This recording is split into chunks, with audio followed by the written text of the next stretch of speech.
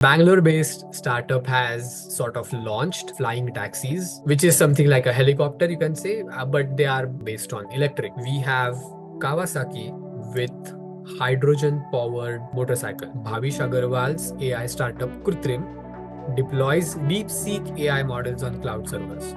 So this Hyderabad startup is building India's first AI lab in the orbit. It is All in AI. all, Windows 11 is just bad. Hey guys, welcome back to Tech Gappa, which is the first ever tech podcast show in India. We are the hosts. I'm Amogh, I'm Sumedh. I'm Mohit. and we discuss all things tech in a simplified way. You ask why we do it? It's simple. We are technically nerds. Tech Gappa is now available on Spotify and YouTube Music, so you can stream our podcast on these two platforms. And for our regional viewers, like people who like to listen our content in Hindi or Marathi, we are sort of working on subtitles, so you can click on the gear icon and choose your preferred language for the subtitles. So we have sort of worked a way out as of now to generate closed captions for our viewers. So if you like to read out the captions in Marathi or Hindi, you can go there and you can select your preferred language. So moving on to today's episode, we will be discussing some updates about AI because we just can't ignore AI stuff and Yeah. AI updates. But in addition to that, we also have Kawasaki's update, which is they are launching a new hydrogen-based two-wheeler engine or two-wheeler motorcycle for that matter. So that's a different news update. In addition to that, we also have an update from Flying Taxi. So that is something interesting, and some minimum updates from Samsung and some minor tech updates, you can say. But yeah, that's the gist of today's episode. So let's begin. So to begin with, we'll start off with AI. So this Hyderabad startup is building India's first AI lab in the orbit. But interestingly, this headline is somewhat misleading, is what I feel. Because if you scroll down, they say by launching India's first AI-driven space laboratory. Oh, okay. Ah, So, is that so? exactly. So it's not a AI lab, but it's AI-driven lab. Mm-hmm. So Take Me to Space is the name of the firm, you can say, or name of the startup. And the company is working to change the way people interact with satellites.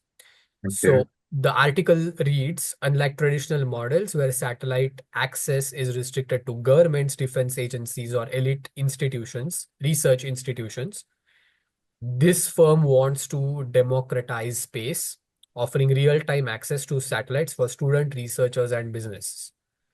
So their aim, or I'm quoting here, our goal is to ensure that everybody's ideas can be taken to space, literally, Mhm. over here. And you don't have to be in NASA, ISRO, or an IIT to run an experiment in space. So sitting in Kerala, Delhi, or even Antarctica, you should be able to operate a satellite. So I'm not exactly sure what they're planning to do, but Okay. this feels something out of the box. Mm-hmm. I mean, we have seen a lot of people, or rather, like he said, students from IIT launching on some satellites in collaboration with ISRO or something else. But yeah, this exactly is opposite of that, is what he's trying to claim here. Yeah. But I'm not sure what is the thought behind doing this.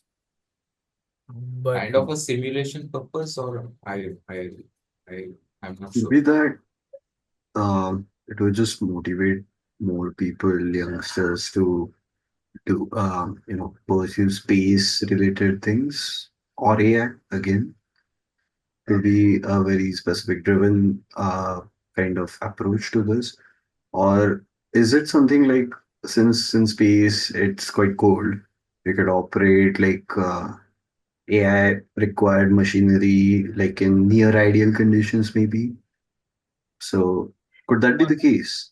or maybe like you mentioned for education sector, like for example, we have let's say we have a satellite because the firm is claiming to establish communication directly to the satellites, right? So let us assume that this particular satellite has weather data or imagery data, for that matter, satellite images of Navigation. exactly. So students can technically build open source application or customized very own applications based on this data is what an avenue can be in this case, Yeah. because he says, or the founder says, that it should be as simple as uploading a Python code or C code and interact with the real satellites. Mhm. So I think you can, just like we get data from sensors in the, you can say, in real life or in certain applications, we can extract data from satellite, is what I feel over here. Okay, so basically they kind of make their own custom libraries that you can use Maybe. to interface with the satellite and maybe develop your own applications as such. Correct. Could Because be the case. yeah, because in this article he is saying, and again I'm quoting, just like how schools have computer labs, electronics labs, and robotics labs, we believe there should be a satellite lab. And our satellites will be openly accessible for students to run their personal experiments. So, like I said, maybe I want to build my own weather prediction application or website. Then I can access one of these satellites, get some weather data, which is real time weather data, and based on that, I can revolve my application around. Really like the satellite itself. Yeah. Yeah, exactly. So I think this concept is really good Hmm. because getting data from satellite is really a big thing, because if I'm a student, for that matter, in some school or in some college, and I'm able to access the satellite or data from satellite, I'll be Hmm. more than happy. Yeah, Exactly. because Yeah. Yeah. the experiment you can do with Yeah, the actual exactly. Just satellites. exactly. Yeah. Just So that imagine. access, they are actually bridging that particular gap. Yeah.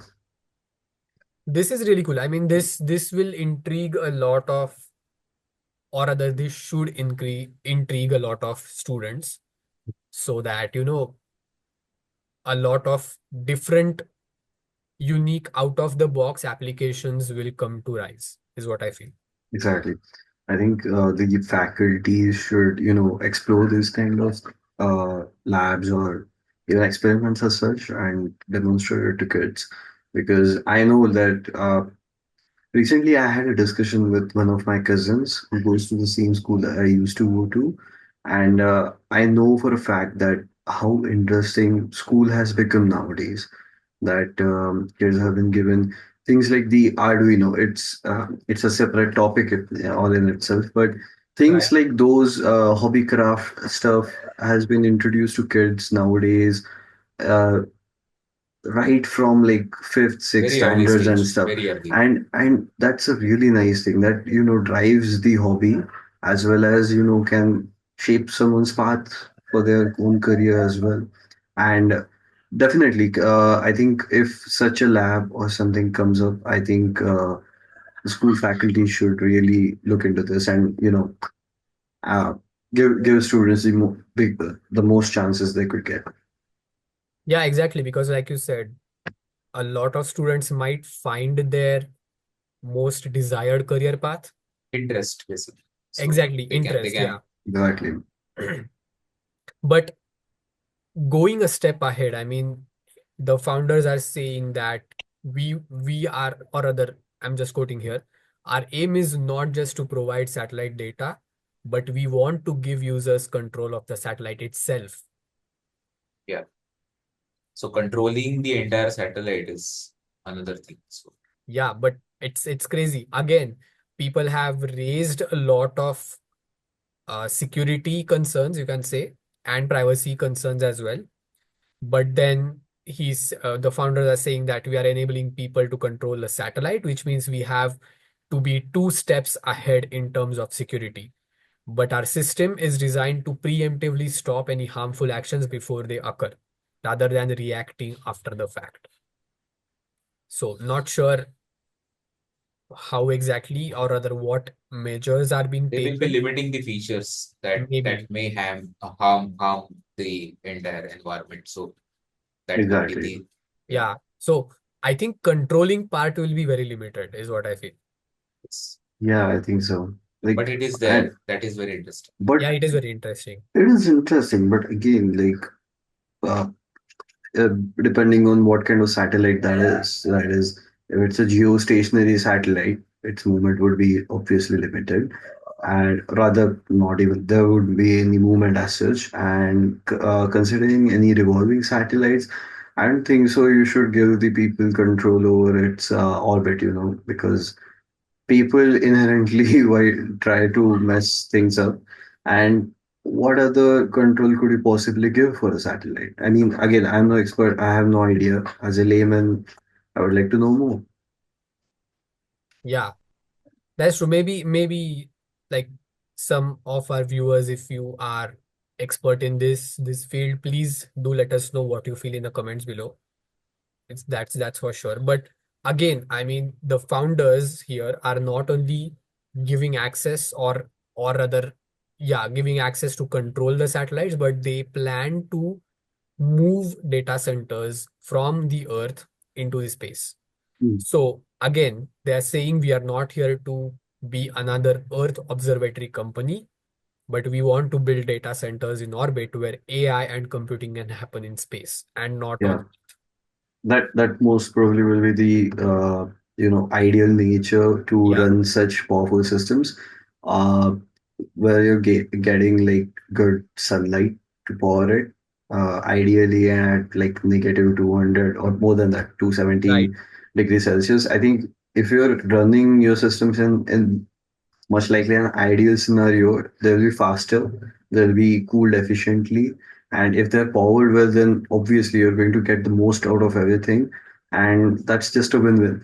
It's just that Correct. deploying such systems, because since our systems are made to run on Earth, on the surface, we can't expect the same behavior out there. At least from an electronics point of view, there has to be a very specific design and everything that has to be done for even simple microcontrollers to run in outer space. And the costs for that are just mind-boggling. So, uh, I wouldn't see many data centers going, in orbit very soon, at least. But as far as cost is concerned, I mean, ISRO and India, we are known for doing stuff about space in very Cost efficient when it effective. comes to cost.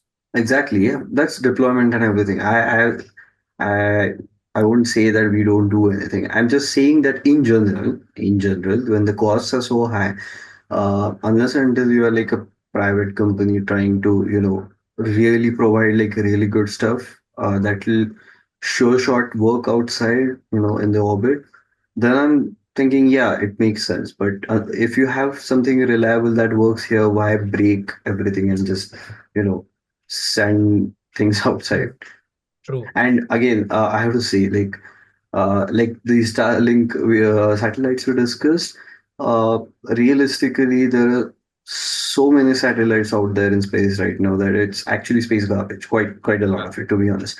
And if they don't burn up in the, during re-entry, if they're to be destroyed, then it becomes again a very dangerous thing again. If unburned remains crash into the earth, they'll be like really, destructive per se. And especially something like a data center. Even if you imagine a rack of like a server rack out there in space, what if it doesn't turn on? What if it just has to be scrapped out? And sending all of that requires like a lot of fuel and everything, which although no matter how cost effective it would be, would the end benefits be that cost effective to the company or the people? Yeah, exact. But again, like you said, repairs will be a big issue in that case. Exactly, exactly.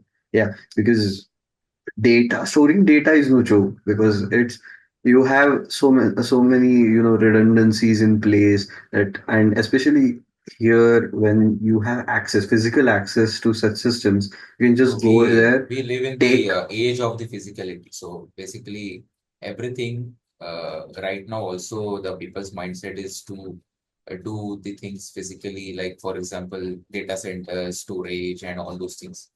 Yeah, People are not very likely to go for the cloud environment as such. Is in literal cloud environment in this literally case. Yeah. exactly. Literal. But Yeah. again, when we So say cloud, it's just having something offshore. exactly. And in this case, yeah, offshore would be rather off orbit in Off this Earth. case, Oh, You off can. yeah. Earth, literally, into some orbit. But I still think that you know, deploying this right now until we have like a very proven thing going on, I think it would be just a gimmick more than I could say a practical thing. Like Starlink, very practically thought of thing, but right now I would say it's more of a yeah, I have a Starlink kind of, Connection, yeah. yeah, you could say I have the Starlink kind of features and stuff, but when you have high speed internet and stuff like that, that is provided to you on a daily basis practically everywhere, I don't get the very practicality of such things. And Yeah, but especially one just extra point I would like to make, that when everything is very AI, what even is AI in this case? Are you just yeah, going there and setting yeah, up some AI uh, you know, data crunching center. server, or is this just like, you know, I have a website, it has AI into it. Okay. So you can control my satellites and you have AI helping you. Okay. But again, now, I mean, yeah, AI stuff is real, and we know a lot of people are using AI and everything. But A little counterproductive when you say artificial intelligence is real. yeah, that's a good pun. Yeah. But again, like we also have some update from Bhavish Agarwal, and it's not from Ola, and it's Yeah. from Krutrim AI, which has made an appearance after like what 7-8 months maybe after he had announced that Krutrim AI Mm. will be India's very own first AI model and everything, and he was gone for like 8 to 9 months. He saw some controversies with many people's online and everything, but let's just not go there. Let's just read the article, and I'm quoting here. India can't be left behind. Bhavish Agarwal's AI startup Krutrim deploys DeepSeek AI models on cloud servers. So earlier, Bhavish Agarwal was claiming that Krutrim will be the India's first AI model, but now he says that DeepSeek AI will be launched on the servers. Yeah. So again, this news comes right after we saw that DeepSeek will be hosted on our own servers, which was a statement by Mr. Ashwini Vaishnav, who is the Union IT Minister. And we discussed about this particular statement of his in previous video. Link to that video is here. So, but yeah, I mean, this comes as a surprise for me. Let's just take a look at the article and what the article has to say. So, Krutrim's newly launched AI cloud services, Krutrim Cloud, will help enterprises access advanced graphic processing unit resources to speed up projects and okay, improve productivity. That's okay. But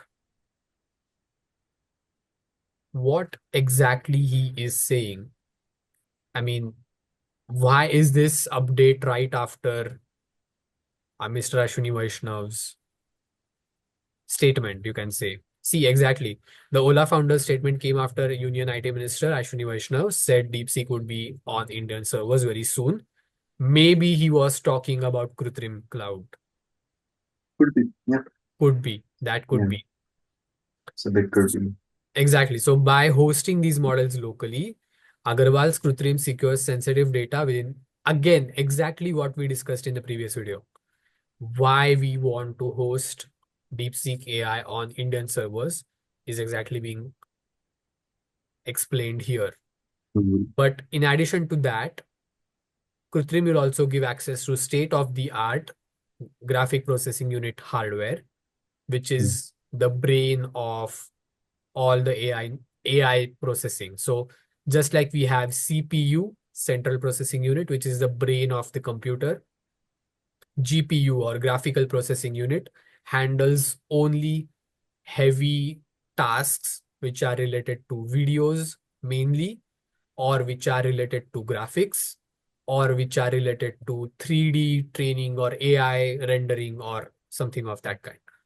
So again, Krutrim will also give access to state-of-the-art GPU hardware that offers superior performance for intensive computing tasks like AI training, 3D rendering, and scientific simulations.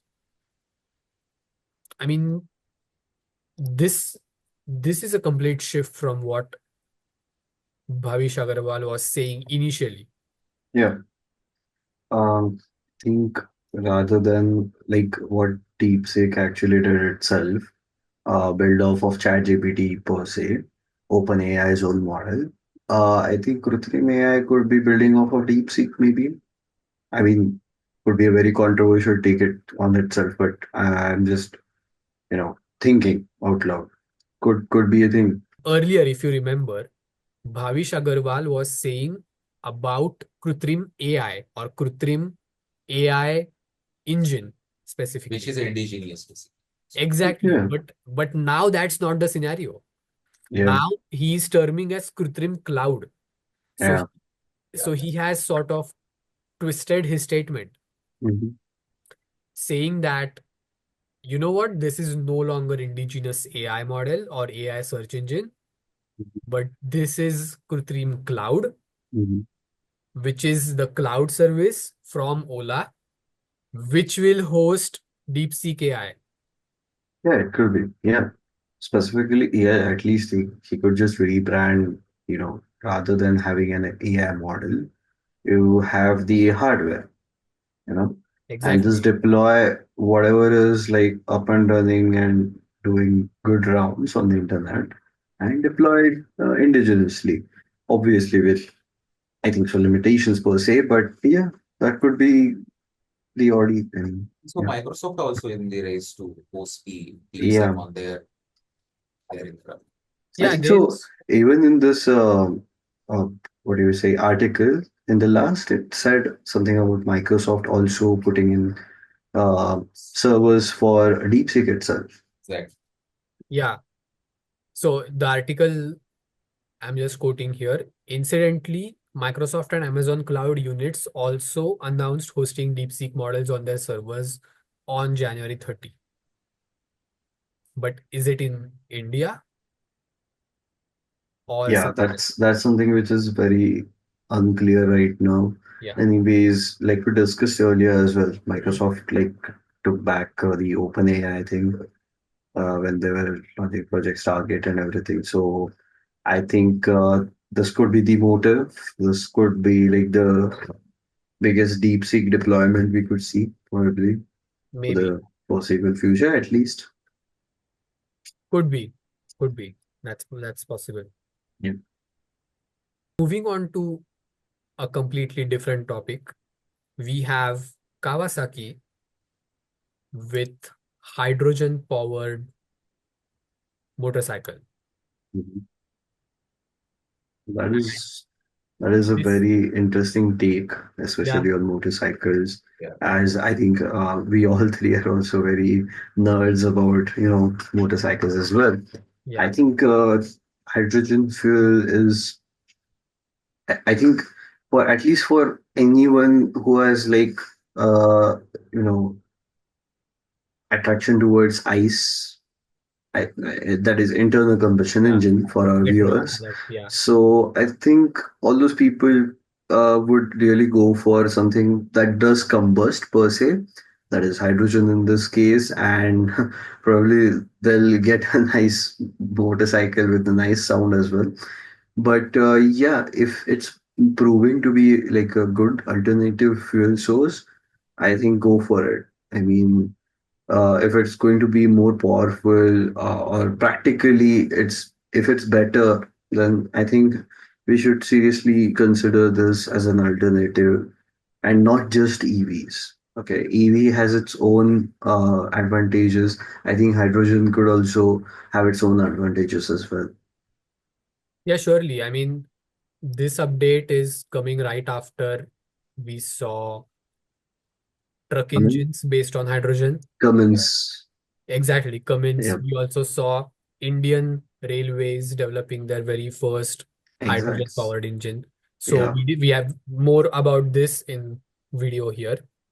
So, but yeah, I mean, this is what I feel. I mean, we are finally moving towards hydrogen Mhm. because earlier, like maybe 5 years ago or maybe 6 years ago, hydrogen was still something, dreamt of. When we used to talk about hydrogen powered engines, we always referred to it as, that's something in future. We are still not there yet. Yeah, That's not the case anymore, is what I feel. not at all, not at all. Especially with the when Toyota came out with the Mirai, I think so that was like a game changer because it Correct. primarily works on the hydrogen fuel. So yeah, most definitely still a very combustible and I think so. We are in explosive. still in a transition. So Yeah, we are not completely true. uh, what you can say. We are not finalizing or confirming anything on to the alternative fuel thing, or uh, many manufacturers are still in the confusion in between whether to go with the full electric or whether to go with the alternative fuel technology or hybrid kind of a model. Exactly. Yeah. Now I think so. There are a lot of new things are coming up. Like for example, Kawasaki is now doing the hydrogen thing in India. Also in, like for example, Bajaj also introduced their first CNG Correct. Freedom bike. 125. Yeah. Exactly. So a lot of things are going on. So industries, I think so, is now in the transition mode, whether to select the particular way to go kind of a fuel or any alternative. So Yeah. Yeah, but let's just take a look at the article. I mean, let's just see what the news guys have to say about it. So the article reads, neither gasoline nor electric. Kawasaki presents a new concept of the future motorcycle powered by dot dot dot dot dot drum rolls, maybe hydrogen is the answer. But uh let's just take a look at what the article has to say. And I'll just skip the intro part here. So yeah, Kawasaki has put all its cards on the table and has presented its first hydrogen motorcycle. It is the H2 HYSE model and is ready to change the industry completely with this great invention. This motorcycle particularly draws the attention of the automotive community because the prototype has two tanks located in the rear section of the bike, which is where the hydrogen would be housed. This means that it would use less space and they will be much more compact motorcycles. Okay. Yeah. That is most definitely a very good approach, I would say. Again, having hydrogen fuel for a bike would be a safety issue mostly, Yeah. but nonetheless, if designed well and if it's using lesser space, I think then obviously having a more compact motorcycle would be definitely a go-to. yeah, people are, I think so, nowadays slowly changing their mind. So literally, Bajaj has given you the motorcycle which you can sit on the cylinder. So Yeah, Exactly. exactly. Yeah, so that approach will slowly change, and let's see, people will Yeah, I mean accept it. we've been Of course, sitting on the fuel tanks in when it comes to bikes. We have been sitting on batteries when it comes to EVs, and now we are sitting on the CNG cylinders on bikes. So yeah, I can see hydrogen sitting on hydrogen tanks. tank. yeah. Humans But love sitting around. yeah, but again, going back to the article, uh, let's just take a look at the numbers here for a moment. But I'm quoting, Kawasaki has not given more details about the H2 and HYSE models, but they have only confirmed that hydrogen engine can offer 125 kilowatt and a torque of 250 Nm. Yeah, that's a lot. Yeah, Yeah, so That is just it's like massive. that is like car territory, if you ask me. And especially if yes, they're I think this article might not give the complete idea because the H2 itself by itself right now, even with the petrol engine, is just insane. I think the HYSE that I think might be the hydrogen fueled one. yeah, And if it outputs like that much power and torque, especially, I think this technology rather should be applied more towards that Cummins engine for the trucks than say bikes, I would say, because my God, that's a lot of firepower if you ask me. I would like to just add two things for reference for our viewers. So in our day-to-day life, which we use, the bikes which we use, the petrol bikes, the torque is somewhere between or rather below 40 Nm is what you can see, or somewhere 40 to 50 Nm is what you can For think the that. higher capacity ones, I would say. And I would like to just add on to this, like super bikes you see on in your posters and everything, they too have like a torque limitation for petrol. Usually it's like about 120, 130 Newton meters of torque, not more than that. Yeah, so and again, like normal car engines, like the latest car engines, BS6 or BS7 ready car engines, they offer somewhere 220 or 250 Nm. But That too again, after that's not, turbo, like, right? yeah. But the normal bikes which we are using in our daily lives is has sort of 40 to 50 Nm of torque, and this particular bike is giving 250. So that's a lot of power. Yeah, I think that article might be a bit skewed. Yeah, Maybe, I think so. Because because if you remember when we covered the Cummins engine part, okay, uh, say the diesel engines that they might be making, the uses hydrogen hydrogen. powered ones were actually matching like half of the torque, maybe not more than that. Okay, so the figures that this article suggests for the Kawasaki bikes, I think it's a bit skewed, at least from my viewpoint, I would just say. Maybe, but because I mean, I would like to just add in or rather just read it out what the article has to say again. These are actually modified engines from the gasoline engines or the petrol engines. So I'm Mhm. quoting, the engine of both vehicles will be gas engine that has been modified to use only hydrogen. The Yeah. most interesting thing is that it will use a dual injection system. Hmm. It will inject the hydrogen in two different ways inside the engine. That is what dual injection means. So Hmm. the fuel mix will make it much more efficient in combustion process and everything.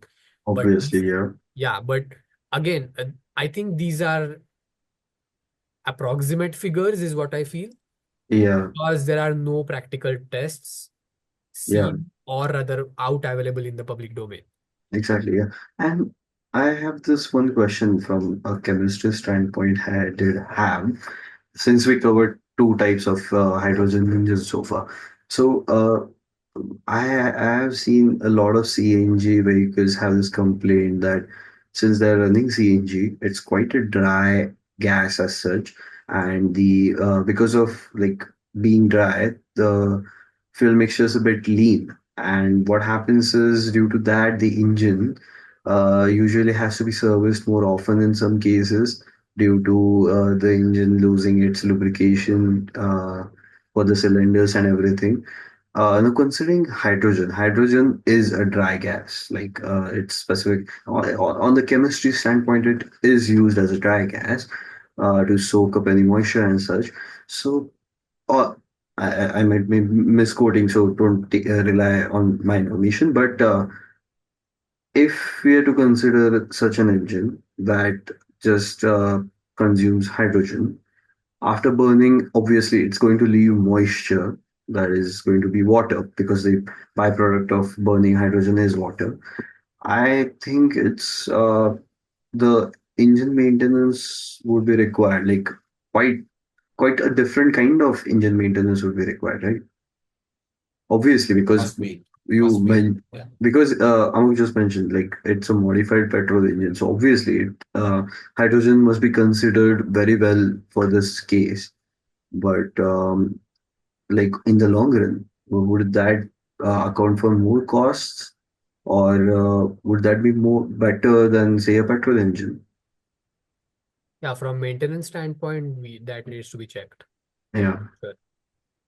Because in Mirai there's a button, Toyota Mirai, which is Toyota's only hydrogen fuel based car. It has a button which empties the water tank. Mhm. So there is a water tank, right? So There is a that's water what tank, yeah.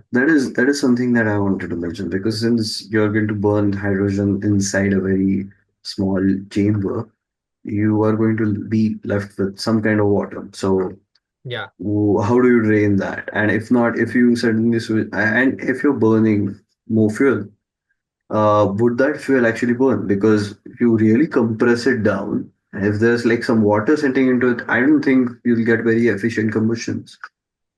yeah. That needs to be checked with the nerds.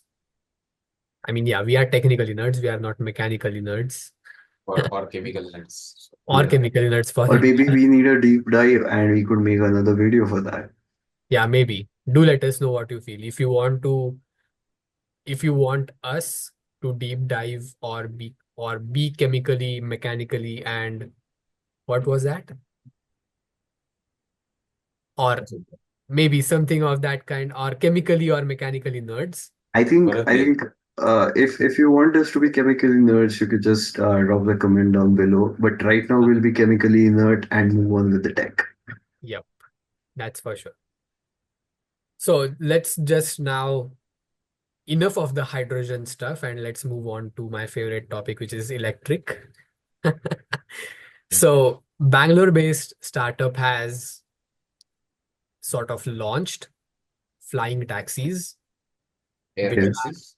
exactly flying taxis, which is something like a helicopter, you can say, but they are not based on petrol. They are based on electric or battery operated, you can say. Yeah. The article here says that Sarla Aviation unveils air taxi with up to 160-kilometer flying range, launched it and more. So, like I said, Bengaluru-based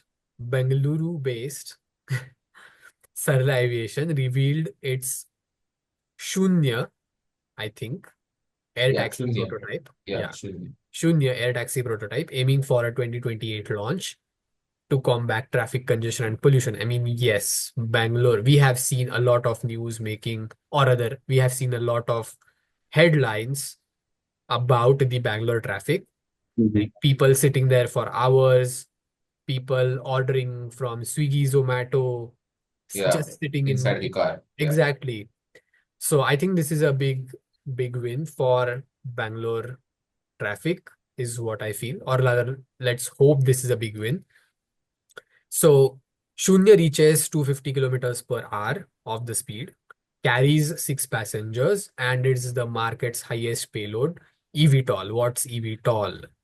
Let's take a look. It's electric vertical takeoff and landing. So, I mean, yeah, it has got $10 million of funding and everything. Okay, let's just not go there. But this was showcased in Bharat Mobility Global Expo. And this is something good. I mean, we have always thought of flying taxis and whatnot when it came to, public transportation.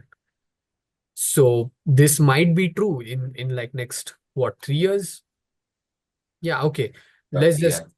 3 years, right? Yeah. Shunya is more than a technological achievement. It embodies our vision to redefine urban mobility in India.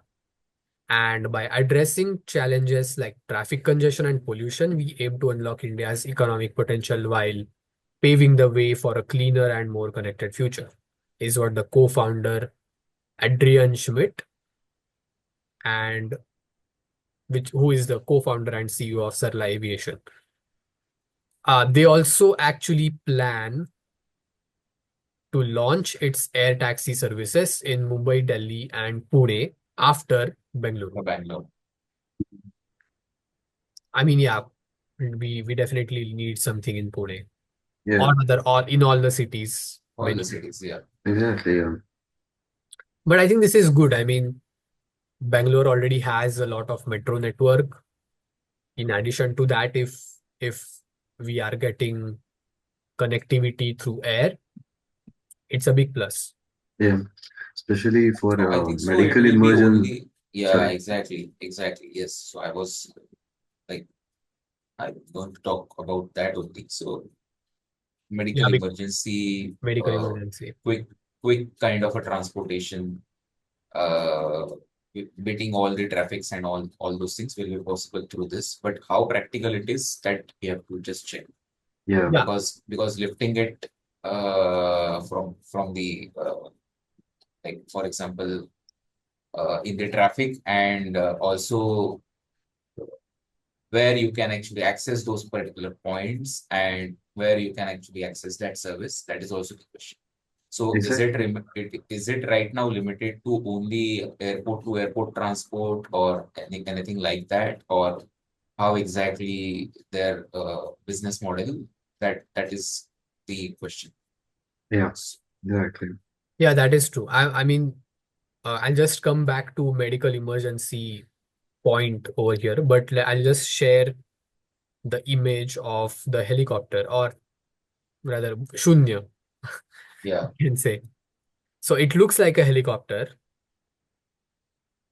It definitely looks like a helicopter. I think it's nothing more than that. But It yeah, looks coming, like one of those helicopters from Avatar, yeah, the movie, the James Cameron. yeah. Mhm. But yeah, I mean, Mohit, coming to your point about medical emergencies, I mean, we have seen doctors using metros for, I think that was heart or liver, I Heart don't transplant, remember. yeah. Yeah, doctors using. So we already have public transport use when it comes to medical emergencies.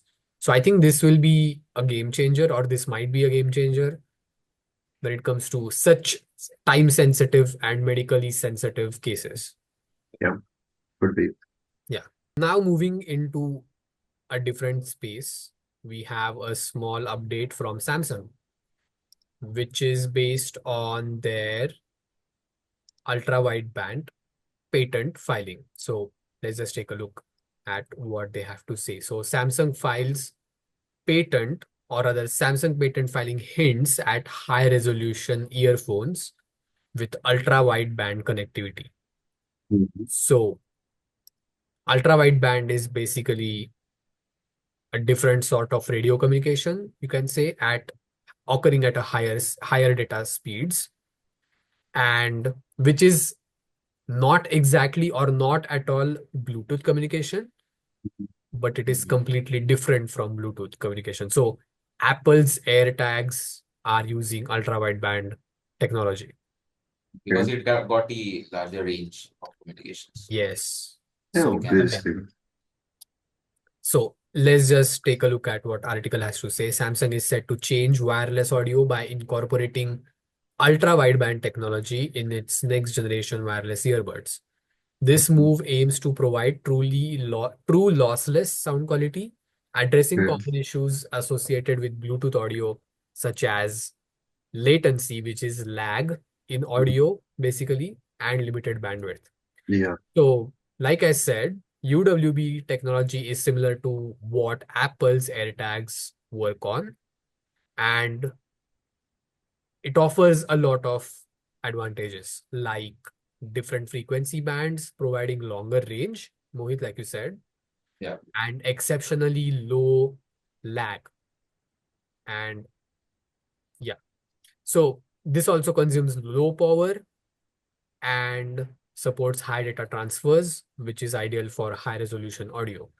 So Yeah. I think why in wireless audio space, Bluetooth version 5 was mostly implemented as of now, but ultra wideband technology for audio transmission is This something this really, is really something new. Yeah. Yeah, it is definitely something new.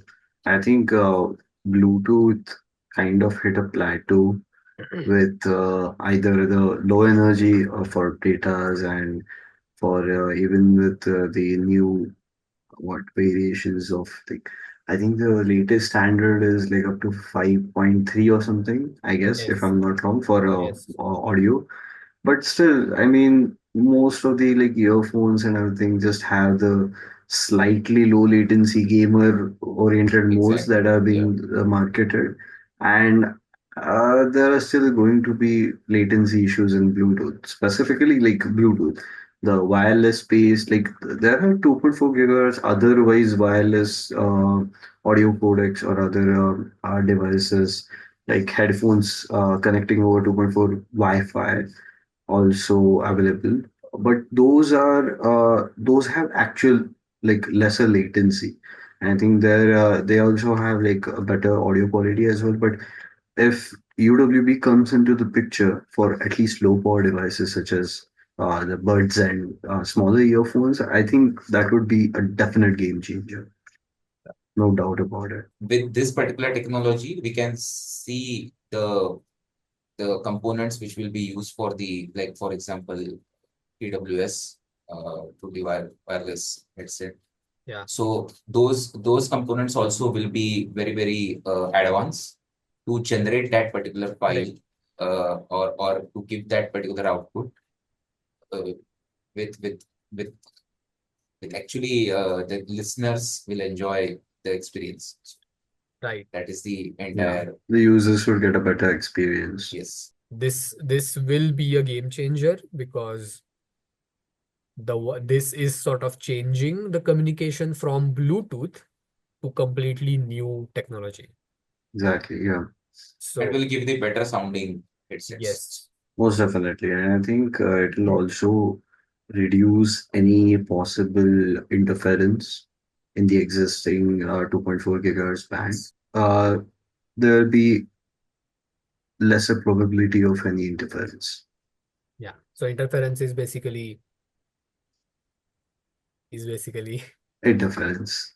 yeah, Exactly. but no, it's you can treat it as a noise, you can say, or mixing of two signals, you can say. So moving ahead with a completely different update, we have something from Microsoft, we have something from Windows, and Microsoft is dropping support for Office apps Oh on no, Windows 10. For that is Windows sad. 10. So yeah, I mean you need to install Windows 11 for free as of now if you want to if So you want your Office apps to be supported. yeah, so basically, as far as Windows updates go, I think Windows 10 is going EOD or EOL, that is end of life, on End of life. something like October 2025, right? So the last updates, maybe security or any feature updates, are only going to be till like the October of this year, 2025, and then no more Windows 10 officially supported, that is. Yeah. So everyone would have to, uh, s- you know, have to update to the bloatware that is called Windows 11. And I am no fan of Windows 11, so I'm going to be siding on the negative tracks for this. Microsoft really needs to stop bloating their apps. They just make really track tracking applications and just give them as an option when they first deploy it, and then just remove the chance to disable any such applications altogether.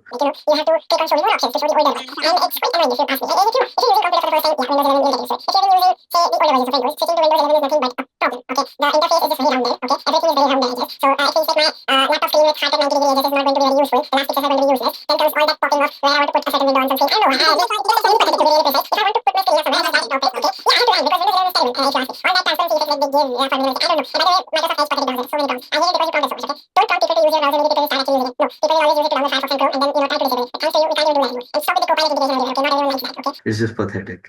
Thank you. It is All in AI. all, Windows 11 is just bad. Switch over to Linux.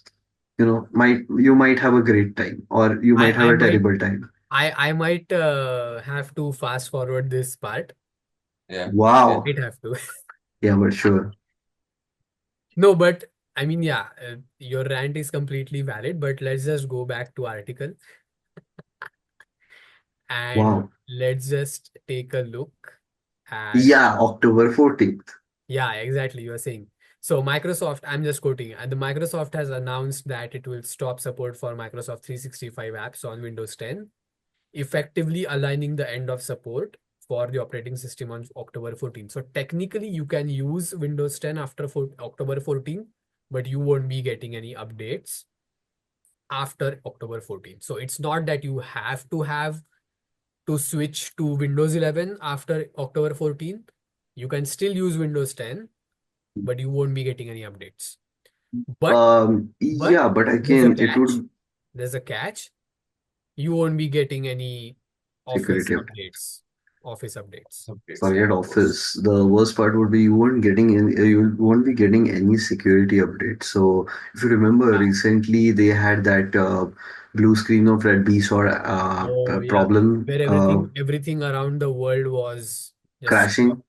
Just stopped for Yeah, a week. you use more Windows. You'll get nice B sort things. Windows is bad. Windows is only useful if you want to use NVIDIA based cards. Apart from that, it's just nah. Don't use Windows. Thank you. Okay, so that's a wrap. No, but yeah, it really is. I mean, do we have something to add, or rather, are we just missing out on something? I think we are done here. Yeah, I think so. We are good. No, So no, no. Wait. What users can do? Microsoft is offering a free upgrade to Windows 11. Okay, that's fine. To mitigate concerns about end of Windows 10 support, Microsoft is offering extended security updates for first time to its customers. Consumers can purchase an extra year of updates for $30, Yeah, while buy businesses more have the stuff from option to us. purchase up to 3 years. So No way. technically, you can upgrade or rather you can purchase security updates for $30 Wow, and extend your usability for another year. So technically you can use wow. Windows 10 after October 14th for $30 every year if you are a if you are not a business user. I wouldn't be using my Windows. I mean, just it's so bad. Okay, that's a good point to stop our discussion at today's episode this week. So that's a wrap, and thank you so much for watching our episode this week. If you like our video and today's podcast, please hit like. You know what to do, and like we always say, share our channel, subscribe to our channel, share it with your friends and family. Comment down. What should we tell them? Comment down Microsoft. Open source. Okay, comment down open source if you're watching till here. And thank you so much for watching. That's a wrap this week. See you next week. Tada. Bye bye. bye bye. Accurate reading as well. Definitely. I mean, in contrast actually huh. असं मग काय वाजलं एक का second या एक second hold कराल का please जरा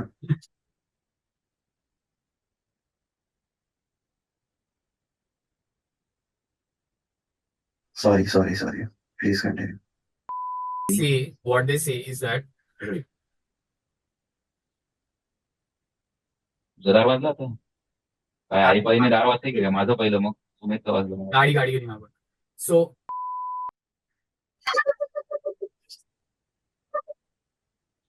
अरे काय चाललंय त्याचं? थंडीवर इंजिन चालू होत नाही तसं होतं काय काय? थंडीत इंजिन चालू होत नाही लगेच रहो रे बाबा जागते रहो चालू दे टन टन टन टन टन टन टन टन टन. होम मिनिस्टर शाळेला उशीर होतो होम मिनिस्टर आज कामाची बाई देखील नाही आली होम मिनिस्टर काय गाणे आहे बाई. एक नंबर आदेश भाऊजी झाले डोळ्यात Topic or other next point is actually suggested by one of our subscribers, interestingly. Okay. So he had commented on our previous video. So you can करून बसलोय इकडे मला अडचण तू पहिल्यापासून काय तो वर करून बसलाय तो अरे काय प्रॉब्लेम आहे तुझा? शिस्तीत फसलोय मग ते